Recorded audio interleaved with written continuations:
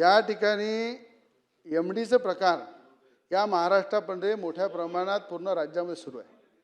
पण देवेंद्र फडणवीस सारख्या गृहमंत्र्यांनी ज्या पद्धतीनं मी अमरावतीचं सीपीचं कौतुक करील की एमडीचे मोठ्या गँग त्यांनी पकडल्या, मोठ्या टोळ्या पकडल्या।